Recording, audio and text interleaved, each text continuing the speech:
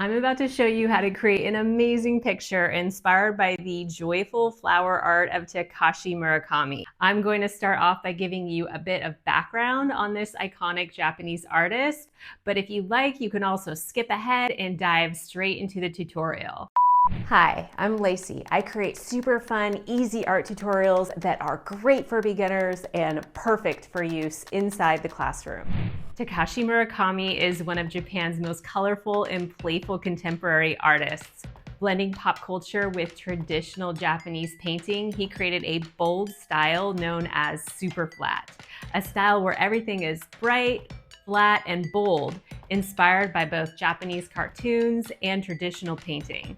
His most famous images are bright, smiley flowers, which are instantly recognizable symbols of joy, energy, and a touch of mischief. On the surface, these flowers often seem bright and cheerful, but they can also appear anxious or even menacing, hinting at deeper emotions beneath the surface. Alongside them, you'll often find his other favorite motifs: mushrooms and skulls, playful yet thought-provoking reminders of life and death. Murakami's influence stretches far beyond the art world. His works have been shown everywhere, from the Palace of Versailles to museums around the globe. He's collaborated with Google, Louis Vuitton, Vans shoes, and the Macy's Day Thanksgiving Parade, as well as with music stars like Kanye West and Billie Eilish. Through giant sculptures, fashion collaborations, and immersive museum exhibitions, Murakami has built a universe that makes people smile while quietly reminding us that joy and unease often live side by side. To start off, I'm giving my elementary students a template like this. They'll look at this template as they draw their flowers on a separate piece of paper. Now I've got an 11 by 14 inch piece of multimedia paper, and I'm using my pencil to draw a circle that will be the center of the flower. Then I'm using soft pencil marks to draw a straight line across the circle. I'm adding a diagonal line slightly above and slightly below this middle line. Then I'm doing the same thing on the other side. Once I have these lines in place, I'm going to add 2 more evenly spaced lines on top and 2 more evenly spaced lines on the bottom. I'm using these lines to guide me as I add the petals. Each line connects with the line next to it to make a petal. Rather than copying Murakami's flowers, we'll be putting our own spin on this project by creating unique flowers with our own expressions and colors. For example, Murakami's flowers always have 12 petals. I'm going to suggest you make your flowers like mine with 10 petals instead of 12 because it's easier, and also because this way we're not copying his exact artwork. The key to drawing a great flower is using super soft pencil marks. This way you can erase any mistakes that you make. I like the way my flower looks, so I'm starting to make my pencil marks a bit darker, rounding and smoothing out the lines as I go. If you're using acrylic paint markers like me, or using any kind of markers, you can start coloring each flower as you finish drawing it. You might want to try alternating 2 different colors like I'm doing here. To fill in a petal, I first outline around the edge of the petal, then I fill in the inside. This helps me stay inside the lines. I'm drawing a big smile in the center and adding 2 big oval eyes, then adding a couple circles inside the eyes. I'm using the skinnier tip of my paint marker to fill in this smaller area. I decided to make the eyes different colors. Choose any color you like to fill in the mouth. Use either a black Sharpie or the thin tip of your paint marker to outline your flower. This will really make it pop. I decided to leave the rest of the flower center white. For the next flower, I'm again adding a circle for the center, then adding a line straight across. I'm adding diagonal lines on the left side, above and below that middle line. Then I'm doing the same thing on the right side. Now adding 2 evenly spaced lines on top and 2 evenly spaced lines on bottom, and then turning each of these spaces into petals.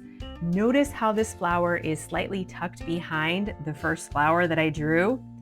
Don't worry if your petals aren't perfect. Be sure to use soft pencil marks so that you can erase. Up here, I'm making a smaller circle because I want to make flowers that are all different sizes. Every time, I'm using the same technique to draw the flower. I do a straight line across, I add 2 diagonal lines on the left and 2 diagonal lines on the right. I play around with these lines a bit to make sure they're evenly spaced. Then I add 2 evenly lines on the bottom and 2 evenly spaced lines on the top. Once I'm done with that, I turn each of these spaces into a flower petal. Don't forget to erase that middle line once you're all done drawing.